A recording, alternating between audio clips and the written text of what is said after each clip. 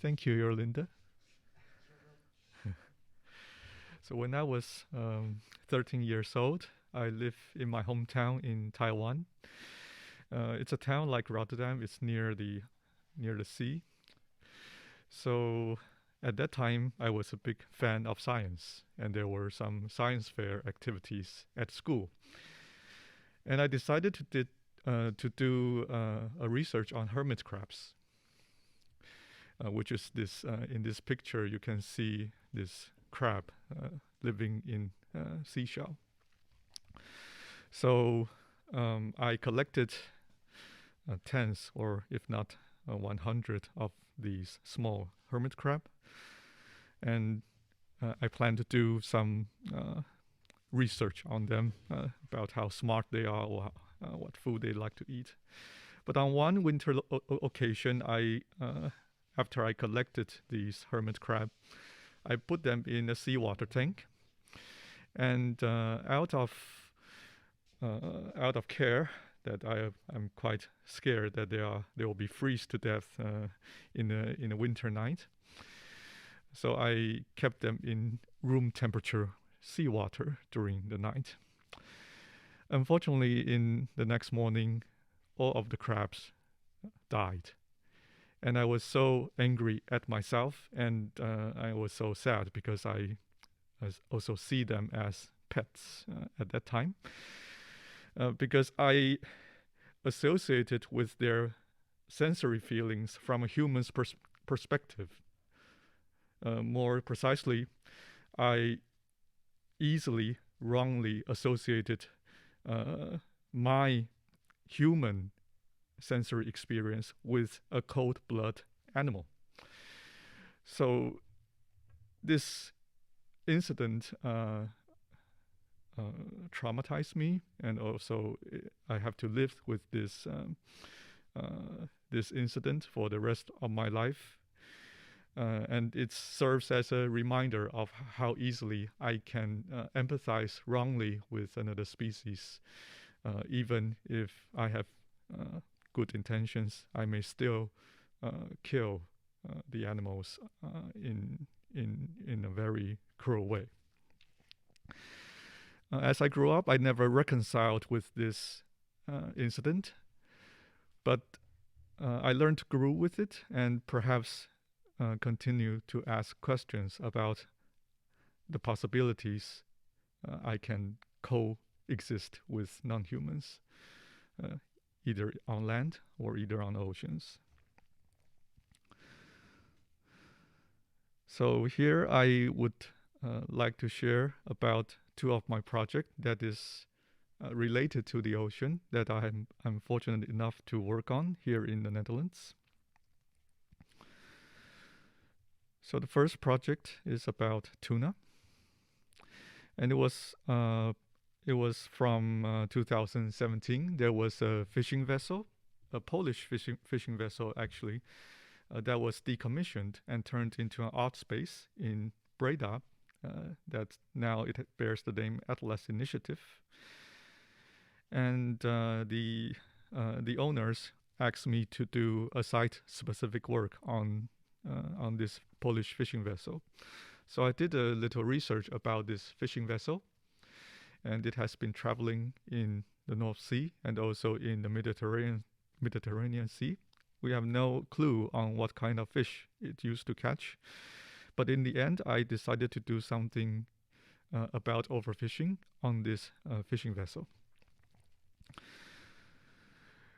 So I choose tuna as a research subject because I can buy tuna cans in the supermarket. I do buy tuna cans at that time, and I realized that they have IUCN, which is a IUCN list, which is a list for endangered species that list the conservation status of different species in the world. And in the case of big eye tuna, the status is vulnerable. That's a step from endangered. So to put it in context, the polar bears and the giant panda are also in this same category. So I was quite curious, why can I buy a lot of tuna from the supermarket if it is listed as a vulnerable? So I came across this idea of making this game that is about overfishing, and the point is to perhaps to allow the audience to experience the idea of overfishing and how to avoid overfishing inside a video game. And the game was installed in the belly of the ship in a container compartment in a fishing vessel. So that is the exact location where the catch was used to be kept. So in this game, there was no text explanation whatsoever for the audience or for the players, and there was only one goal that is mentioned to whoever is playing the game, is to catch as much fish as you can in given amount of time. In this case, I think it's 3 minutes. So that is the only thing that the audience know when they enter this space. And at the end of the game, there is a high score list. The reason you want to make a high score list in a video game is that it can immediately turn any very boring game into something that is very interesting. But it also shows how many fish you can actually catch in this game. So in this case, maybe you can catch more than 400 tuna fish. So here is a gameplay video of the scenarios. In real life, I mean, in this game, people when they try to catch tuna fish, you immediately it's very easy that they deplete the ocean. Like in this case, there are 0 fish remaining, and they are forced to live in this empty ocean for the rest of the time. But there is a possible way to catch more fish. Like in this scenario, there are more fish. But how does it happen? Well, the fact is that the population will grow if you do not fish that much often. So the player has to realize by themselves that they have to put the hook away from the ocean for some period of time and let the population grow back, and perhaps you can catch more fish, but not catch it all the way to 0. Grow back again. So in this case, the audience has to figure it out by themselves. But at that time, I'm interested in how people perceive the game, because you can never know how people play a video game before you actually deploy it in a space. So I found something very interesting based on the reactions from the audience. So they, of course, discuss about their strategies on how they can catch more fish. Some of them realize this very soon, but some of them realize it after maybe several rounds of playing. But the most interesting thing about their reaction is the questions they ask when the ocean is depleted, when they see an empty ocean which contains no more fish. They ask 2 questions. The first one is, where are all the fish? The second one is there anywhere else to go? These 2 questions are significant because these are the 2 same questions in real life when fishermen depleted the ocean. Where are all the fish? And is there anywhere else to go?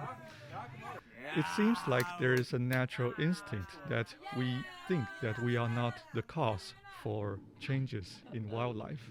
We think that something is wrong, but maybe it's not us. So that reminds me about this about this straightforward reaction that we might take. We might take things for granted, and we might put ourselves outside the equation of wildlife disruption. We try to blame something else instead. So that is what I learned from this game. So in the second project that I would like to mention in this presentation is the field project, and this is a commission from the Embassy of the North Sea, which is an organization that is focusing on different agendas surrounding the North Sea. Maybe it includes fishing, maybe it includes underwater noise pollution. And in 2020, they came to me and they think that they want to do something about European eels.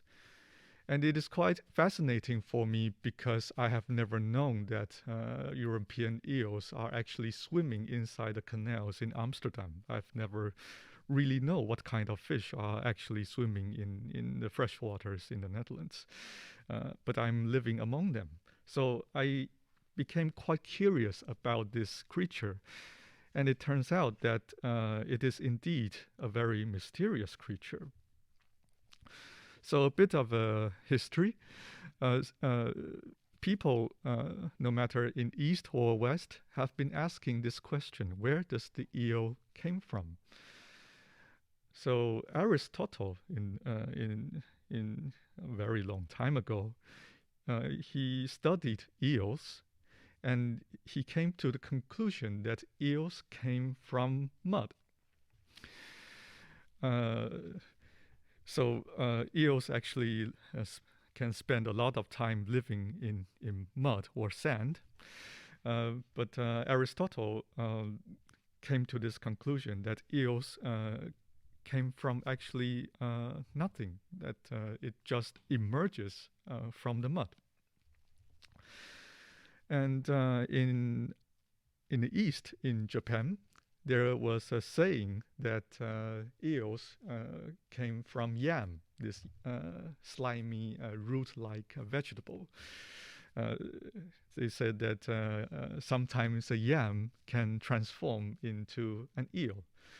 Also here in this slide, there is even a news report of a sighting in Japan that somebody actually saw a thing that the tail of the thing is yam and the head is an eel.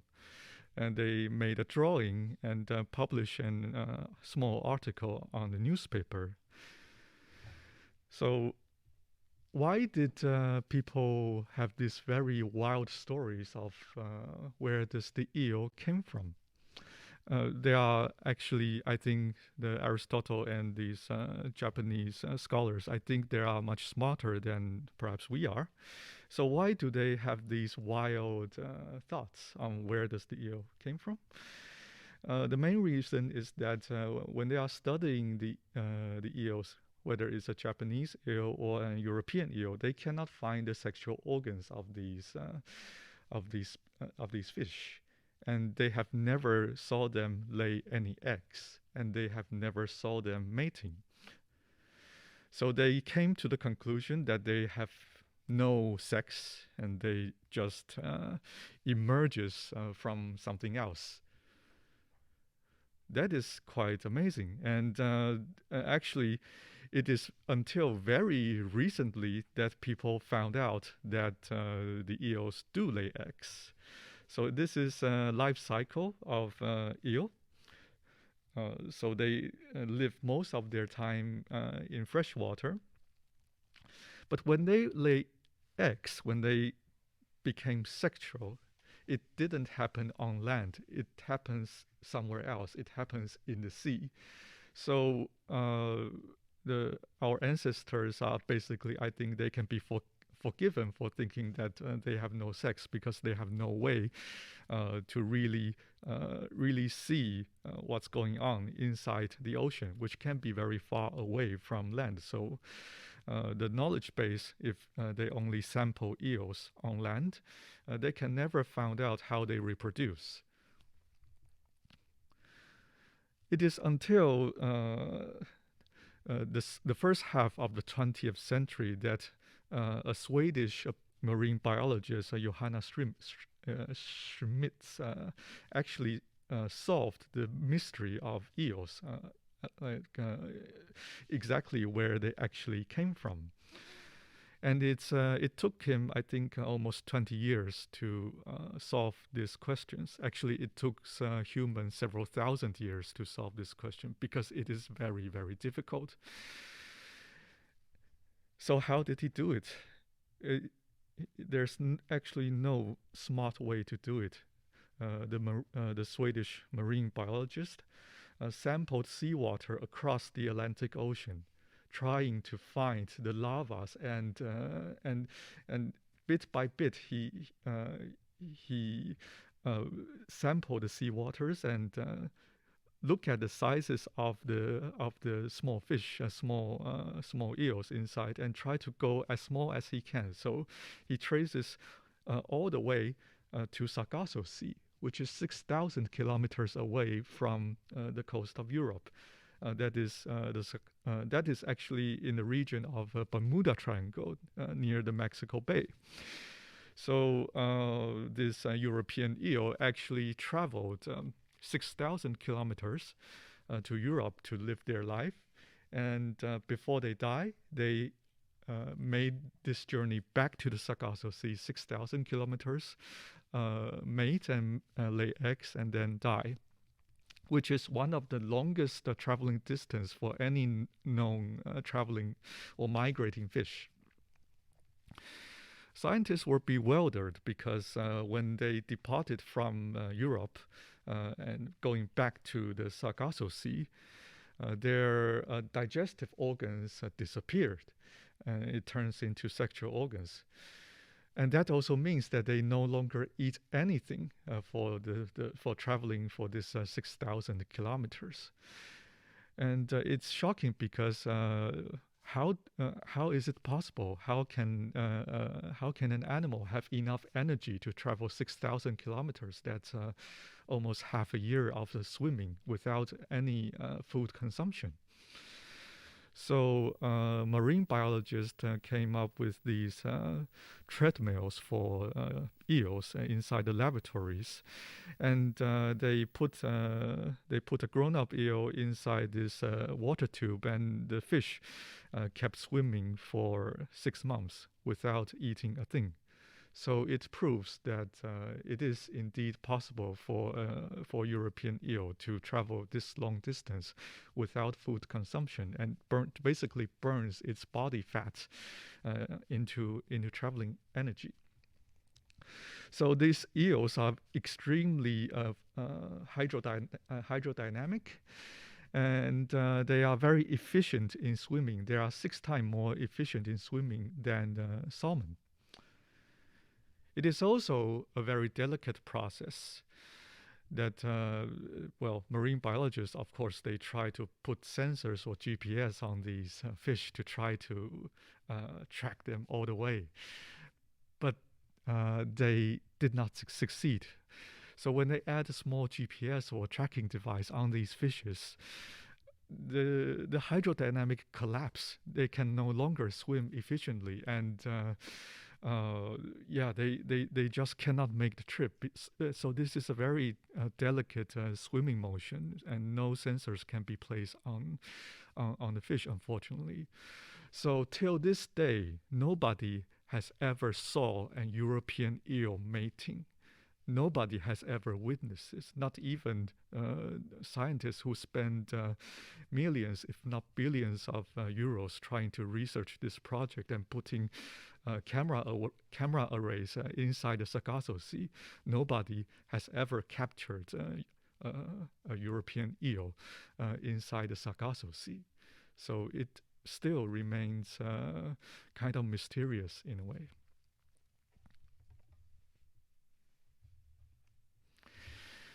It is also worth mentioning that the eels can actually live a long life. In the wild, they can live up to 70 years.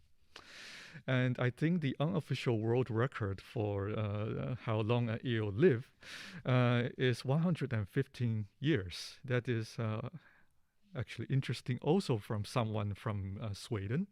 And there is a tradition of putting a European eel into the well for pest control, because there are insects growing inside the well. So sometimes people put eels into the wells to catch insects. But in a well, the fish are in contained environment, and they just stop growing. It's quite amazing that they actually, it's kind of like time stopped for them. They do not grow large, but they also doesn't die. So time is kind of frozen if they are in a suboptimal environment. So this, I think it's Arle. This fish was put in the well according to this Swedish family in 1895, and it died recently in 2024. So in this unofficial world record. So this fish was born apparently before 1859, right? So that is the time when Napoleon III was on the throne of France, and it died recently. And the news is that they put another one in. So who knows? Who know when maybe 2 centuries later there will be another news report. But unfortunately, because of their long lifespan, they have a long life to deal with humans because they live in fresh water. So in the Netherlands, what will happen to them? So when they try to enter the fresh waters of Netherlands, they will be faced with 10,000 very well-built hydraulic barriers, such as dams or weirs that is so perfectly engineered that they form virtually impossible barriers for most of the fish, including the European eels, to pass through. And even if there are fish ladders or fish passage planned in these facilities, the success rate of a fish passing through multiple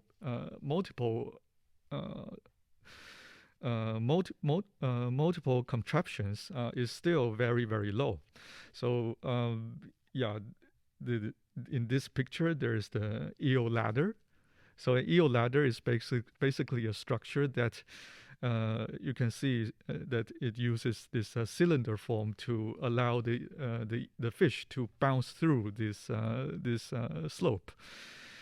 So it basically provides more friction for a fish to overcome a slope or a barrier. Hopefully, because not every fish know how to use it, and a lot of fish just doesn't know how to use it, and sometimes the fish just end up in somewhere that there's no eel ladder. So even if there are fish passages planned, there's still a lot of barriers waiting for these fish. And there are also the pumping stations. Pumping stations is something that pumps water from one place to another. You can think of it as exact opposite of hydroelectric station. So in these pumping stations, usually high-frequency turbines are used. And of course, high-frequency turbine is not good news for any migrating fish, because they can be 100% they can be chopped into pieces by these hydraulic turbines. And recently there are research on fish-friendly pumping stations and fish-friendly turbines. So I'm quite fascinated by the term fish-friendly pumping stations. So if you look at the specifications of a fish-friendly pumping station, it reads that it has a mortality rate of less or about 10%. So the term friendly is very interesting. It's like you can put your friend in a machine that has a 10% mortality rate. So we sometimes use this term and think that oh, we are friend with the fish, but are we really really friendly with them? Are we really treating them like your human friends?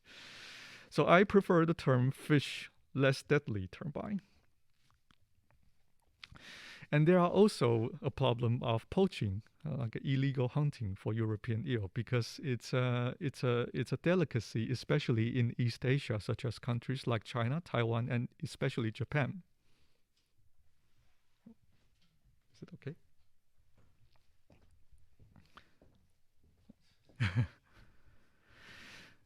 So it's a delicacy in Japan, and people consume it a lot in East Asia.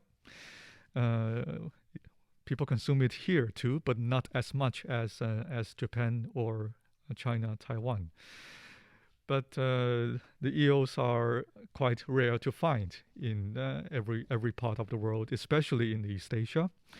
So it's a lucrative business to smuggle European eels to Asia. It is illegal now, so it's the only way to export European eel is to smuggle them. So by the way, you cannot really completely farm a European eel. You can see eel farms from everywhere in the world, but they are not farmed in a complete cycle. They are farmed from fish larvae, which we call the glass eels. So basically, yeah, you cannot replicate the mating activity in a lab, and you cannot farm an eel from an egg. Economically, nobody succeeded in doing that. So every eel from an eel farm originate from the sea. The glass eels are fished from the sea. So it's a very lucrative business, and the unit weight of these, the unit price of these glass eels rivals that of gold when smugglers attempt to smuggle them. So people carry suitcases of European eels, glass eels in this form and into East Asia. The end price can easily rivals that of gold. It is such a lucrative business that it is on par with the European drug trade in terms of money. So it's a very big smuggling campaign, actually. And unfortunately, about a fourth of the European eels reaching Europe, or actually a third of the European eels reaching Europe, are smuggled or hunted and end up in somewhere in China or in Japan. And there are, when you dig into the mystery of the eels and how it cope with human, there are many different crazy stories, and the life is very difficult for the eels. And let me mention the final one, which is pollution. Pollution can come from industrial or domestic sources, but it can also come from unexpected sources. So in some of the fishing towns in the Netherlands, some fishermen likes to use cocaine for recreation. So after people use cocaine for recreation, they cannot help but maybe they're in a rush, so they pee into the water, pee into the river or into somewhere where the fish are. So recently, there are studies that confirm that there are traces of cocaine in a European eel. That is from the urine of people using cocaine, and perhaps these European eels are with cocaine, and maybe they are smuggled to China, and people eat it again. So yeah, everything is connected, and the short story is that the eel face a lot of challenges when they try to live their long life among with humans. So at this point, I decided to do. Sorry, there's one more slide. So almost every species of eels are actually endangered. So in the case of European eel, it is critically endangered. That is next step, one step away from extinction. So we decided to do something more interactive in this setup. Specifically, we want to design the sensory-based escape room, and it is designed to be a space that is not designed for human. So the reason why I want to do this is that we as human, we live mostly in a human-designed society. We walk on bridges, we walk on road, we use doors, we ride on boats. Everything in our vicinity is more or less designed for human, and it is very kind of difficult for us to experience something or some place or some scenario that is not designed for humans. The bridges, the roads, the doors are, of course, not designed for the others. They are not designed for plants, and they are not designed for animals. For us, it is not easy for us to experience something that is not designed for us. But for the non-humans, it is just every day. So what I try to do is came up with a space which people can be inside for half an hour to experience something that is not designed for them. And every part of this space correspond to some difficulties that an eel may face in real life.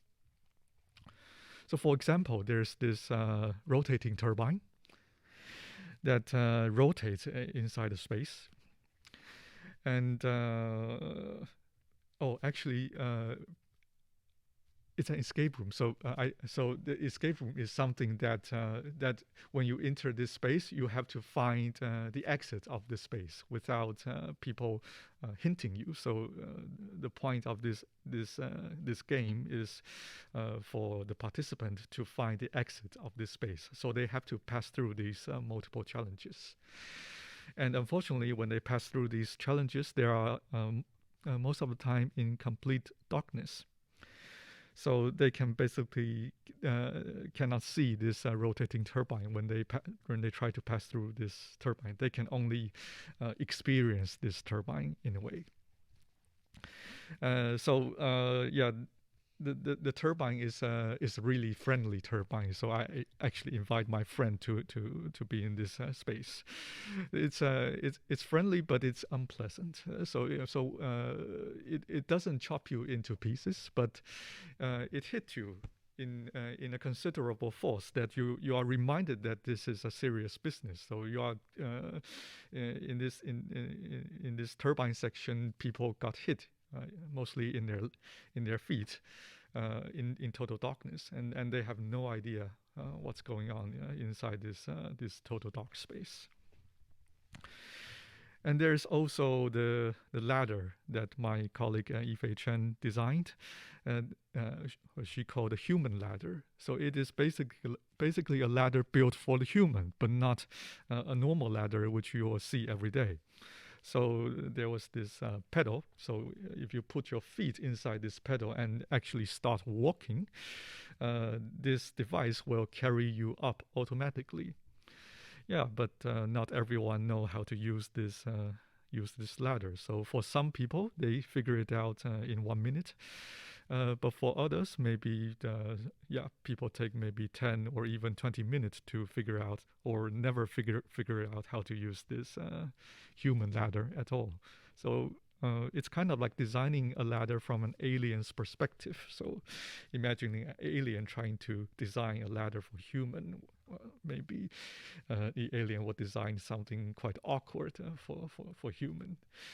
And that is something that we wish to do in this case. And there's also another ladder that is made from a very slippery fabric. So you can also use this very slippery fabric to overcome this. I think it's a 2-meter barrier. that you can also use your body strength to try to pull yourself through this thing. After after people overcome this barrier, they end up in a space that is full of marine waste. So there are a lot of things that I collected from the Polish fishing vessel, the Atlas Initiative fishing vessel.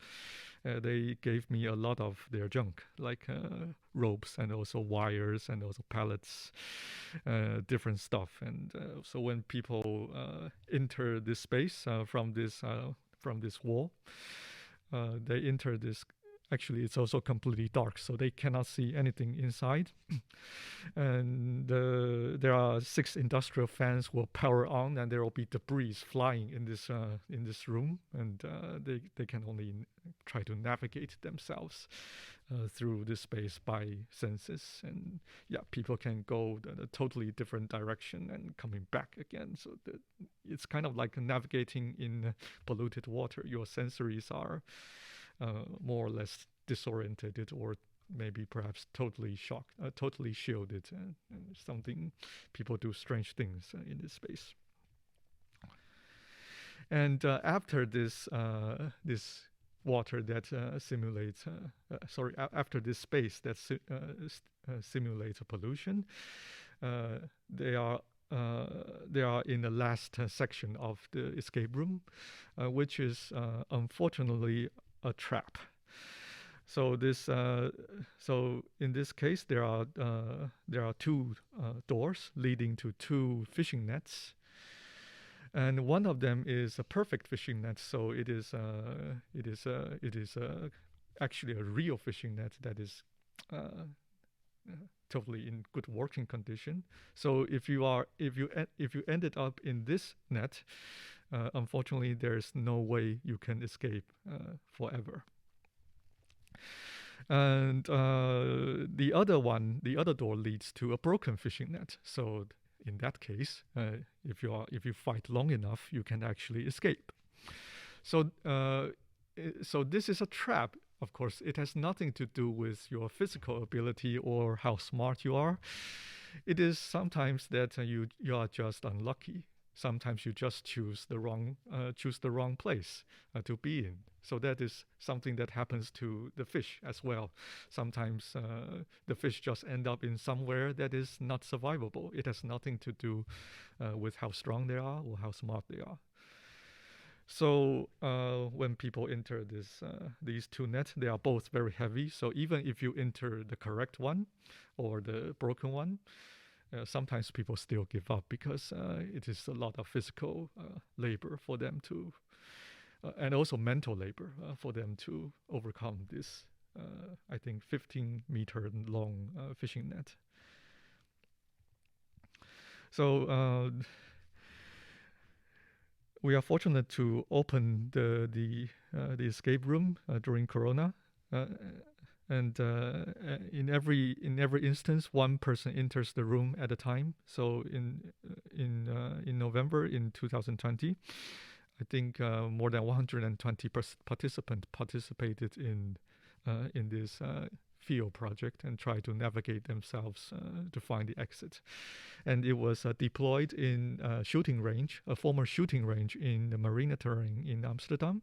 Actually, it is beside the waters of Oosterdok, so it is a place where the European eels actually pass through. That is just by the water. So yeah, the shooting range is a very good place to do this challenge because first of all, it's soundproof. So if people are yelling inside, then nobody will come and rescue them. And you can close the door, and it will become a dark space immediately. So it's a very ideal place. It's a 30-meter long space. And it has 1 door at the front and 1 door at the bottom. So yeah, it's perfect space for something like this to happen. And inside the space, we installed several security cameras to monitor the participants. Because once the participants are inside, we can no longer see them because there are no light. So to ensure safety, we install several of these security cameras also to monitor them. And if something really bad happens, we will rescue them. So yeah, in the end, we rescue them if they cannot, no matter where they are, if they cannot find their way through, we just go and fish them out of pluck them out of the structure. Yeah, so yeah, no two people did the same thing. Every one of them did something different, and yeah, we are very fascinated by how people find their way through different challenges. We think that nationality matters. If you're from Asia, you have diversity, and also sometimes gender also matters. Sometimes male and female have a different strategy, which is quite interesting. And also kids, also age matters. So it's like in real life, different fish have different survival strategies, young or old. Yeah, but give up sometimes. It also depends on how mentally strong they are. So let's see a simple case when this person tried to cross through. Yeah, he's actually quite good. He passed through the first stages very quickly. He figured out how to use the human ladder, and he has to slide down this very steep slope and into the darkness.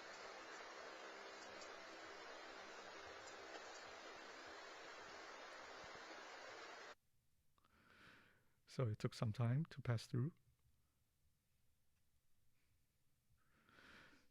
And then he was faced with this decision of which door you are going to be in. Oh, and for the trap door, it's a one-directional door, so the door locks itself behind you, so you cannot come out again. So this gentleman actually chose the correct door, which leads to a open net, so he can actually go through if he persists.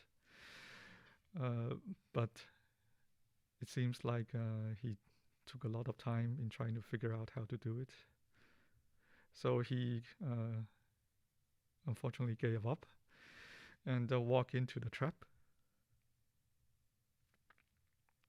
And the door locks behind him. But he didn't know the door locked behind him. So he kept fighting. So he's frustrated, so he retreat and try to get to the other side. Now he realized he's locked, he can no longer get out.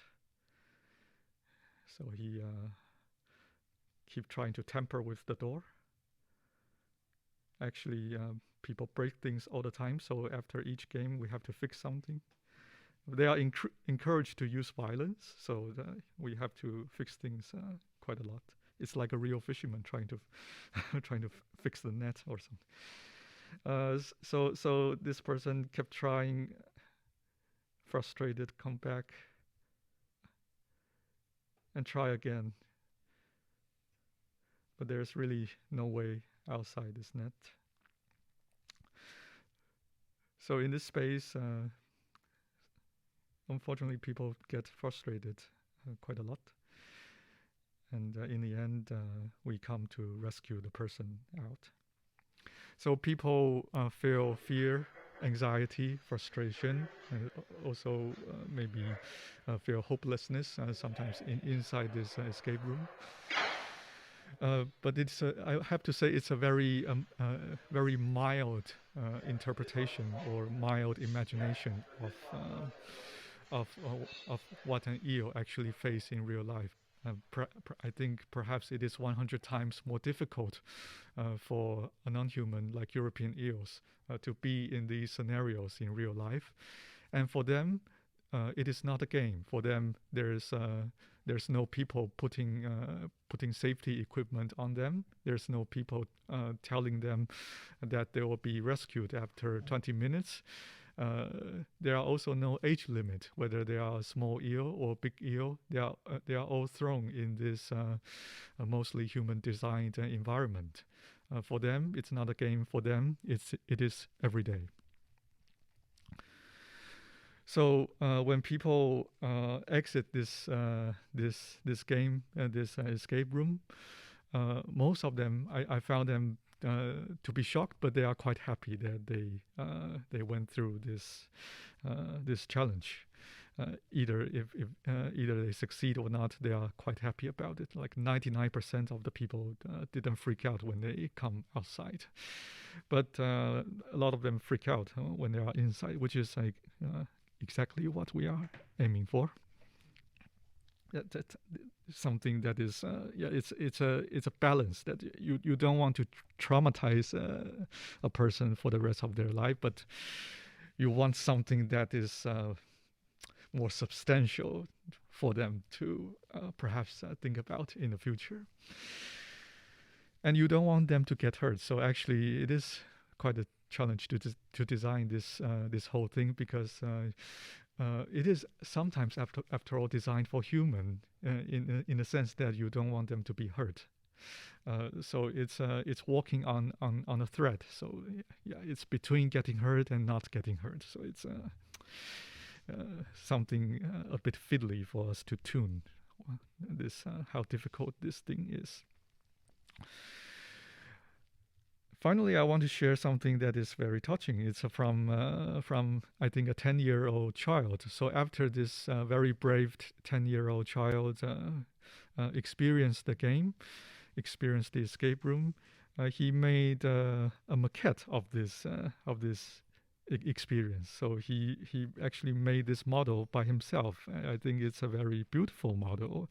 Yeah, I tried to make a maquette for the work, but I didn't succeed. But the 10-year-old boy is apparently he was his mother told me he liked the game so much, and he actually made this maquette as a Sinterklaas gift for her mother. And yeah, he's actually very smart, because imagine that he's for the most of the time in complete darkness. So how did he know what does the thing look like? So it's quite amazing that this happens. So that's the end of the presentation. So if you have questions, or if you wish to connect and ask more questions about these work, please feel free to give me a shout. And thank you so much.